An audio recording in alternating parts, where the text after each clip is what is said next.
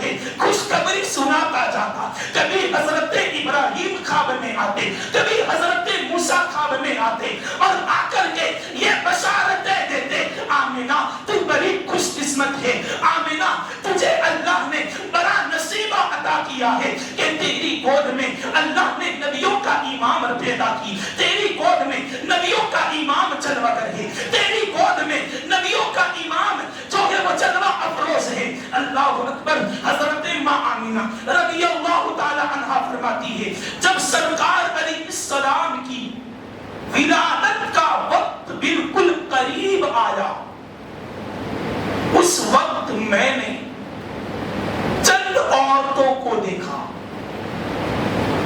جو بڑی حسین و جمیل تھی, جو بڑی خوبصورت تھی,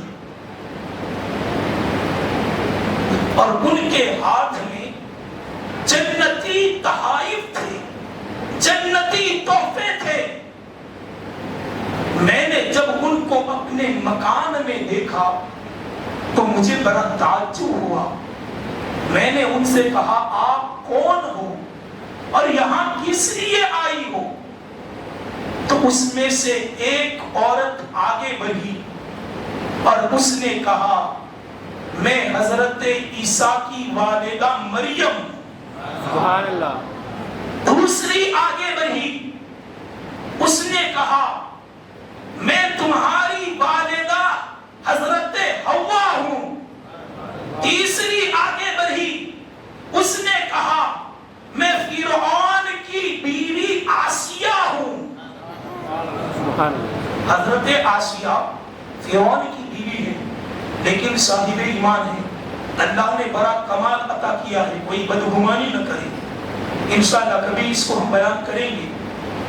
حضرت بی بی آسیہ جب ماں بی بی آمنہ کے قریب آئی اور جب یہ حقیقت بیان کی تو حضرت ماں آمنہ نے فرمایا تینوں کا تعارف تو سمجھ میں آ گیا, لیکن یہ جو خوبصورت چہرے والیاں میرے سامنے مجھے نظر آ رہی ہے وہ کس لیے ہے؟ تو حضرت آسیہ نے آگے بڑھ کر کے جواب دیا کہ یہ کوئی عام عورتیں نہیں, یہ جنتی حوریں ہیں, کیونکہ اللہ کے حبیب کی ولادت ہونے والی ہے. اللہ نے جنتی حوروں کو داعی بنا کر کے یہاں بھیجا. سبحان اللہ. نعرہ تکبیر, نعرہ رسالت, یا رسول اللہ, جشن عید میلاد النبی, حضور کی آمد, مرحبا پردور کی آمد. نعرہ تکبیر, نعرہ رسالت, یا رسول اللہ. جنتی حوریں داعیہ بن کر کے سرکار کی ولادت کے وقت سرکار کے دولت قدے پر حاضر ہوئی. اگر میلاد کا ثبوت پوچھنا ہے تو حضرت بی بی آمنہ سے پوچھو. میلاد کا ثبوت پوچھنا ہے تو حضرت عبد المطلب سے پوچھو. جو مکہ والوں میں یہی وہ لوگ ہیں جو صاحب ایمان تھے. باقی تو مکہ تو کفر و شرک سے بھرا پڑا تھا. فرماتی ہے حضرت عثمان ابن ابی العاص کی والدہ, میں اس وقت حضرت آمنہ کے مکان میں حاضر تھی, میں موجود تھی. میں نے کیا دیکھا؟ سرکار کی جیسے ولادت ہوئی پورا گھر نور سے روشن ہو گیا. اتنا نہیں, حضرت ماں آمنہ فرماتی ہے جیسے ہی وہ نور میرے بدن سے نکلا تو میں نے اس نور کے اجالے میں قیصر و کسریٰ کے محلات مکے کی سرزمین پر بیٹھ کر کے دیکھ لیے. قیصر و کسریٰ کہاں ہے؟ ملک شام کہاں ہے؟ مکہ معظمہ سے ملک شام کا سفر کتنا طویل ہے اس کا اندازہ وہ لگا سکتا ہے جس نے سفر کیا ہے. ورنہ آپ بھی سرچ کر لینا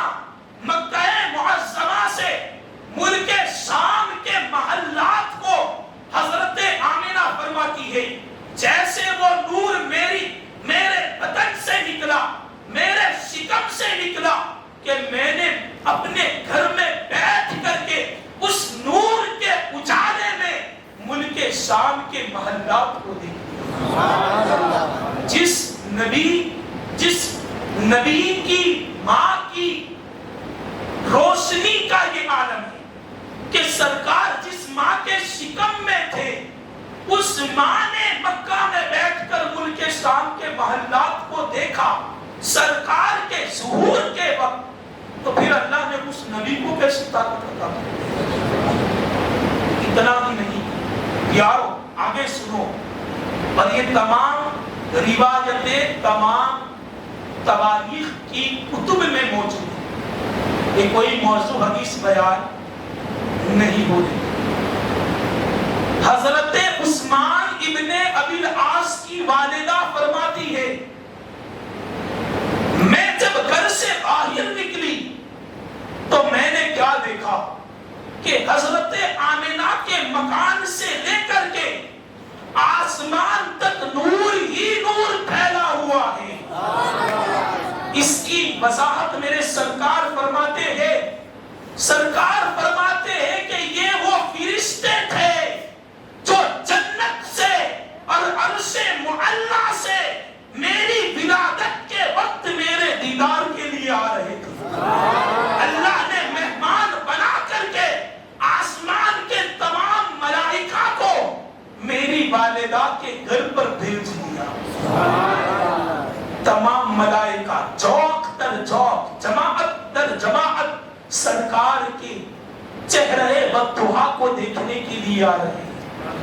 اور حضرت ماں آمنہ تو فرماتی ہے جب عورتیں حاملہ ہوتی ہیں تو ان کو بڑی تکلیف ہوتی ہے، ان کو بڑا درد ہوتا ہے اور ان کو بڑی بے چینی اور بے قراری ہوتی ہے، لیکن خدا یعنی اللہ کی قسم وہ نور میرے بطن میں آیا اور وہ میرے بطن سے جلوگر ہوا، لیکن مجھے ذرہ برابر بھی تکلیف محسوس نہیں۔ جو عورتیں حاملہ ہوتی ہیں ان کو پوچھنا کہ حمل کس قدر درد دیتا، اور جس وقت بچے کی ولادت ہوتی ہے اس وقت ماں کی حالت کیا ہوتی ہے وہ ماں ہی جان سکتی ہے۔ وہ ماں جو موت اور زندگی کے درمیان میں کھیل رہی ہوتی ہے، موت اور زندگی کے درمیان میں کھیل رہی ہوتی ہے، وہ وہی ماں ہی جانتی ہے کہ حاملہ عورت جب بچہ جنتی ہے تو اس وقت اس کو کیسی تکلیف ہوتی ہے۔ ایسے ہی ماں کا درجہ اللہ نے بلند نہیں کیا۔ یہی وہ 9 مہینے ہیں کہ ماں پیٹ میں بچے کو اٹھا کر کے اور اس کے پیٹ سے اٹھنے والے درد کو سہن کر کے صبر کر کے اس کو برداشت کر کے اللہ کی بارگاہ میں وہ مقام پاتی ہے کہ سرکار نے فرما دیا کہ ماں کے قدموں کے نیچے جنت ہے۔ اور یہ جو 9 مہینے ہیں وَوَصَّيْنَا الْإِنسَانَ بِوَالِدَيْهِ، ابھی میرا یہ ٹاپک نہیں ہے، اس کو کبھی میں بیان کروں گا۔ والدہ کا مقام جو اللہ نے بلند کیا ہے نا، قرآن اس کو فرماتا ہے کہ یہی وہ 9 مہینے ہیں اور یہی وہ ولادت کا وقت ہے کہ جس میں عورت کو بڑی تکلیف ہوتی ہے اور وہ وہی برداشت کر سکتی ہے۔ اور بعض عورتیں تو ایسے وقت میں اپنی جان بھی گوا دیتی ہیں۔ یہ بڑا سخت اور بڑا دشوار وقت ہوتا ہے جب بچے کی ولادت ہوتی ہے، لیکن سنو حضرت آمنہ کیا فرماتی ہے۔ سرکار میرے بطن اطہر میں آئے، 9 مہینے رہے اور ان کی ولادت بھی ہو گئی، لیکن مجھے ذرہ برابر بھی درد محسوس نہیں ہوا۔ چونکہ والد تو تھے نہیں، سرکار تو یتیم تھے، حضرت عبد المطلب خانہ کعبہ کا طواف کر رہے تھے جس وقت سرکار کی ولادت ہوئی۔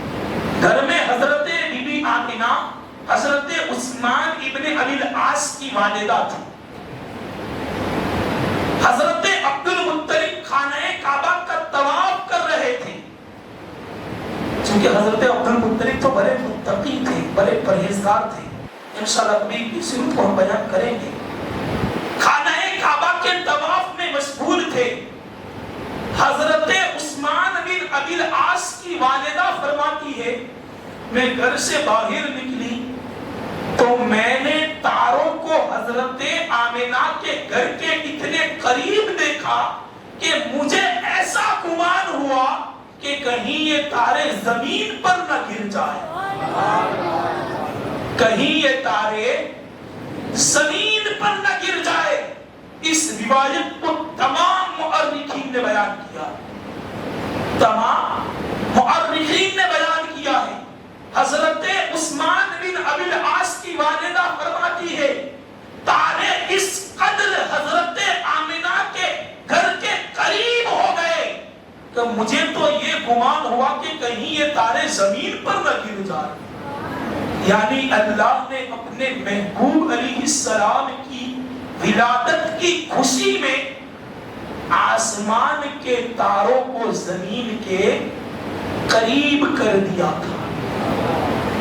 یہ ولادت کی خوشی کا اظہار نہیں ہے تو کیا ہے؟ اگر اس پر تمہیں اطمینان نہیں ہے تو آگے ہم دوسری روایت بھی سنائیں گے, وہ بھی معتبر ہے, غیر معتبر نہیں. حضرت عبد المطلب خانہ کعبہ کا طواف کر رہے تھے. کیا دیکھتے ہیں کہ خانہ کعبہ کی دیواریں میرے گھر کی طرف جھکتی چلی جا رہی ہیں. حضرت عبد المطلب کو بڑا تعجب ہوا. جیسے جیسے دیواریں جھکنے لگی خانہ کعبہ کے بت بوندے منہ گرنے لگے. بت سکن آیا یہ کہہ کر سر کے بل بت گر پڑے. جھوم کر کہتا تھا کعبہ الصلاۃ والسلام. حضرت عبد المطلب فرماتے ہیں میں خانہ کعبہ کا طواف کر رہا تھا. میں کیا دیکھتا ہوں, خانہ کعبہ کی دیواریں میرے گھر کی طرف جھک رہی ہے. حضرت عبد المطلب کو ابھی اس بات کا علم نہیں تھا کہ میرے یہاں پوتے کی ولادت ہوئی ہے, لیکن خانہ کعبہ کی دیواریں یہ جھک جھک کر کے بتا رہی تھی کہ اے عبد المطلب تمہیں مبارک ہو کہ تیرے گھر امام الانبیاء آ گیا ہے, تیرے گھر سید الانبیاء آ گیا ہے. اللہ اکبر. اتنے میں ایک خوشخبری دینے والا حضرت عبد المطلب کے پاس آیا اور آ کر کے کہنے لگا کہ آپ کو بہت بہت مبارک ہو, آپ کے یہاں آپ کے پوتے کی ولادت ہوئی. حضرت عبد المطلب مارے شوق کے بھاگتے ہوئے گھر پہنچے. دیکھا, کیا دیکھتے ہیں کہ سرکار علیہ السلام جیسے ہی زمین پر تشریف لائے تو سرکار حالت سجدے میں تھے. سرکار کی آمد, داتا کی آمد, آقا کی آمد, جشن عید میلاد النبی, نعرہ تکبیر, نعرہ رسالت. سرکار حالت سجدے میں ہے اور آپ کے بدن سے, آپ کے جسم سے کستوری کی خوشبو پھوٹ رہی ہے, بالکل پاکیزہ. جیسے عام عورتوں کو نجاست کے ساتھ بچہ پیدا ہوتا ہے, لیکن سرکار پیدا ہوئے تو ہر طرف خوشبوئیں پھیلنے لگی. بلکہ حضرت عبد المطلب جب گھر کے باہر کھڑے ہوئے تو انہیں بڑا تعجب ہوا کہ یہ خوشبوئیں اور اتنی مزیدار جو ہے وہ خوشبو کہاں سے آ رہی ہے. تو پھر ان کو جواب دیا گیا کہ وہ خوشبو اس بچے کی ولادت کی وجہ سے آ رہی ہے. جو بچہ آپ کے یہاں پیدا ہوا ہے وہ بڑا خوبصورت ہے، بڑا حسین ہے، اور آتے ہی اس نے سجدہ کیا ہے، اور اللہ اکبر، سرکار مختون پیدا ہوئی۔ سبحان اللہ، مختون یعنی ختنہ کیے ہوئے، سبحان اللہ، سرکار مختون پیدا ہوئے۔ ہمارے بچے مختون پیدا نہیں ہوتے، ختنہ کروانی پڑتی ہے، لیکن سرکار کیسے پیدا ہوئے؟ مختون پیدا ہوئے۔ حضرت عبد المطلب نے سرکار کو ایک سفید کپڑے میں اٹھایا اور لے گئے خانہ کعبہ کے پاس، وہاں جا کر کے دعائیں کی، پھر لے کر کے آئے، سرکار کو گھر میں رکھا کہ اچانک سرکار علیہ السلام نظروں سے غائب ہو گئے۔ 3 فرشتے سرکار علیہ السلام کو اٹھا کر کے لے گئے۔ ان میں سے حضرت ماں آمنہ فرماتی ہے، میں نے 3 فرشتوں کو دیکھا جو سرکار کو لے جا رہے تھے۔ ان میں ایک فرشتے کے ہاتھ میں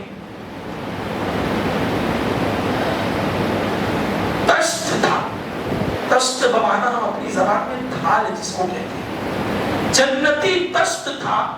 ایک کے ہاتھ میں جنتی لوٹا تھا اور تیسرے کے ہاتھ میں جنتی انگوٹھی تھی۔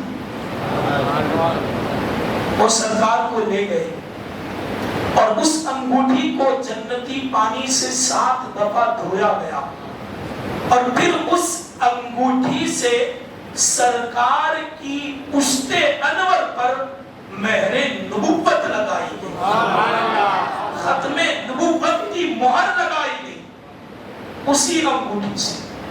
اللہ اکبر، یہ سرکار علیہ السلام کی ولادت ہے۔ اب دیکھو،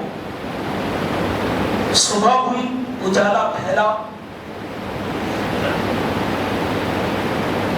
ایک یہودی نے اعلان کیا، اے اہل قریش، کیا تمہارے خاندان میں کوئی بچہ پیدا ہوا ہے؟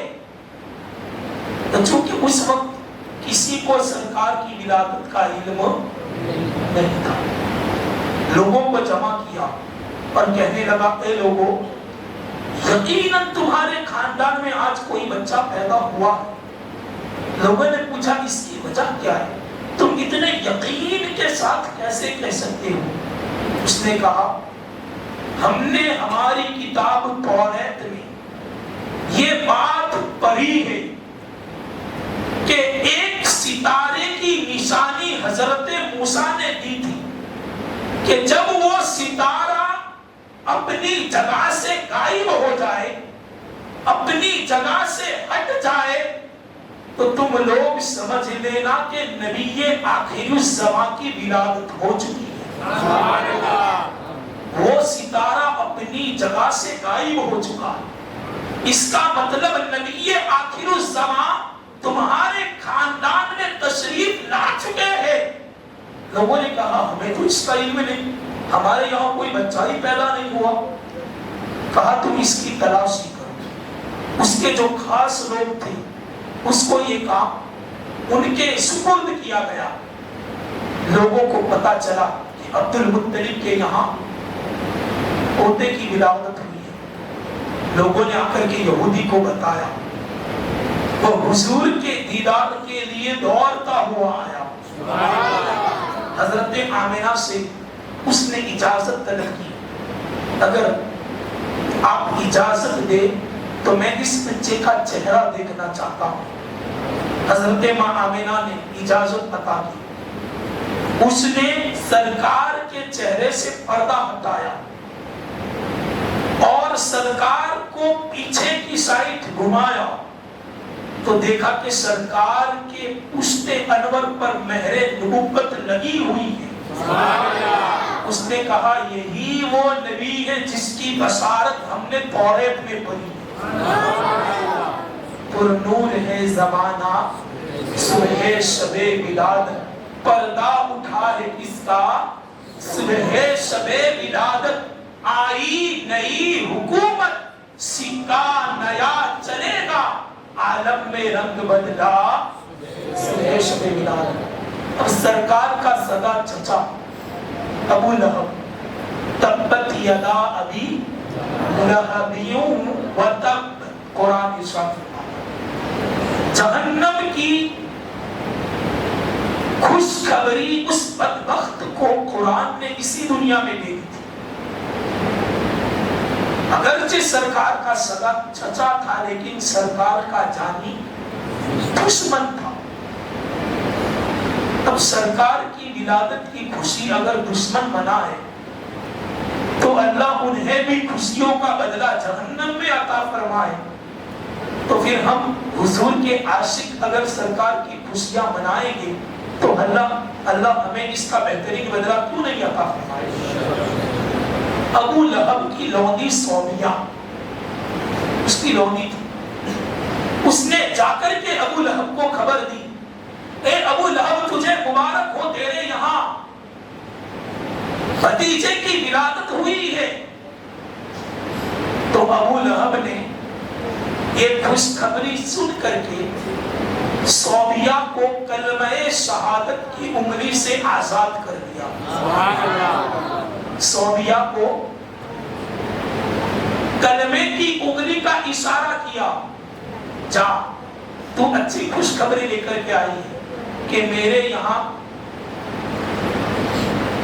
بھتیجے کی ولادت ہوئی ہے تو میں تجھے آزاد کرتا ہوں۔ جب وہ مر گیا، جہنم میں چلا گیا، غالباً ابن عباس سے روایت ہے، اس کو خواب میں دیکھا، پوچھا اے ابو لہب تیرے ساتھ اللہ نے کیا سلوک کیا؟ تو نے تو سرکار علیہ السلام پر بڑے ظلم ڈھائے، بتا تیرا کیا حال ہوا؟ اس نے کہا اے لوگوں یقیناً میں نے جو کیا اس کا بدلہ اللہ نے مجھے دیا کہ آج میں جہنم کی آگ میں جل رہا ہوں، لیکن میں تمہیں ایک بات بتاتا ہوں جو بڑی اہم ہے، خواب میں بتا رہا ہوں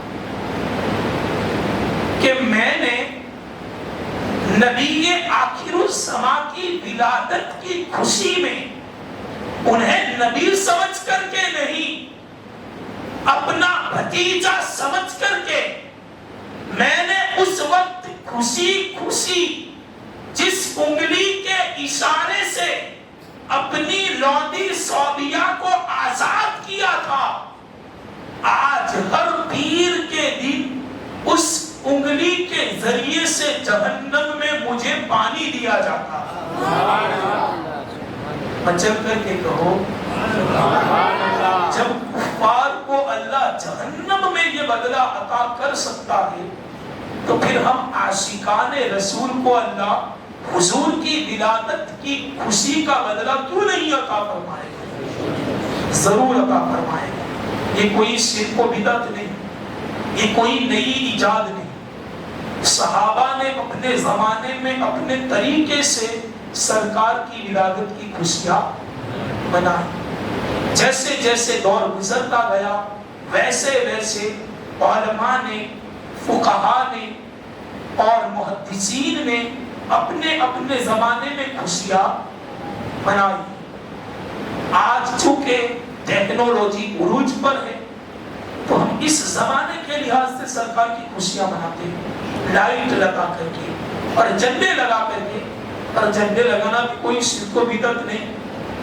دیکھو بات یاد آ گئی تو بتا دیتا ہوں، جس سال حضور پیدا ہوئے اللہ نے اہل مکہ کے تمام گھروں میں اس سال بیٹے عطا فرمائے۔ اس سال جن لوگوں کے یہاں ولادت ہوئی تو بچے کی ولادت ہوئی، بچی کی ولادت نہیں ہوئی۔ اور بچی کی ولادت اس لیے نہیں ہوئی کہ لوگ بچیوں کو منحوس سمجھتے تھے، بچیوں کو نحوست جانتے تھے، ان کو زندہ زمین میں دفن کر دیتے تھے۔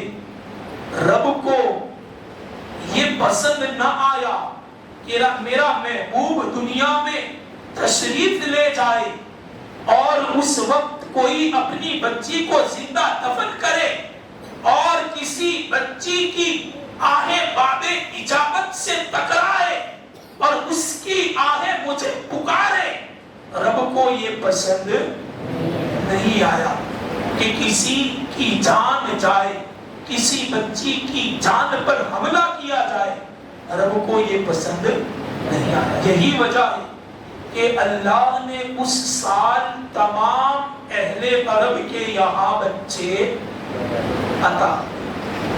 पैदा हुए। और जहां तक झंडे लगाने का मामला है तो अल्लाह ने 3 झंडे हजरत जिब्राइल को लेकर के भेजा। फरमाया एक झंडा मशरिक में, एक झंडा मगरिब में और एक झंडा खानाए काबा की छत पर लगाओ। रूहुल अमीन ने कहा, बोलिए यही है जिसकी तरफ उस्ताद ज़मन इशारा कर रहे हैं। रूहुल अमीन ने कहा, काबे की छत पे झंडा ता अर्श पूरा फरेरा सुबह शबे मिलाद। तो झंडे लगाना, लाइटिंग लगाना ये कोई शिर्क व बिदअत नहीं, बल्कि जैसे जैसे जमाना बदलता है और जैसे जैसे चीजें ईजाद होती है उसी के मुताबिक हम महफिले मिलाद का एहतमाम करते हैं। सहाबा ने भी किया अपने जमाने में, जिस तरह से हो सकता था उन्होंने भी मिलाद बनाया। अब कोई ये कहे कि सहाबा ने कहा लाइटिंग लगाई थी, सहाबा ने कहा झंडे लगाए थे, तो सबसे पहले बात तो इन बदबख्तों को ये समझ में आनी चाहिए कि लाइट का इजाद तो अभी के दौर में हुआ है। लाइट की जो तलाश और तजस्सुस है और उसकी जो इजाद है वो तो अभी करीब के दौर में हुई है। इससे पहले लाइट का इंतजाम नहीं था। जब लाइट का इंतजाम नहीं था तो फिर वो लाइटें लाते कहां से?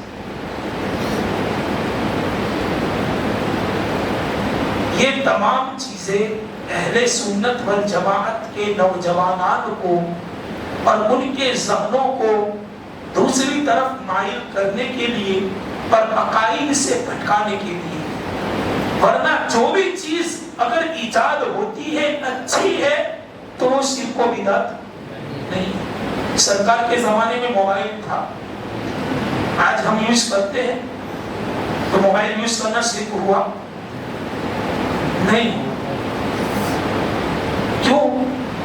अगरचे सरकार के जमाने में नहीं था, बाद में आया, लेकिन ये अच्छी चीज है, इससे बंदों को फायदा हासिल होता है, इसलिए इसको इस्तेमाल किया जाता।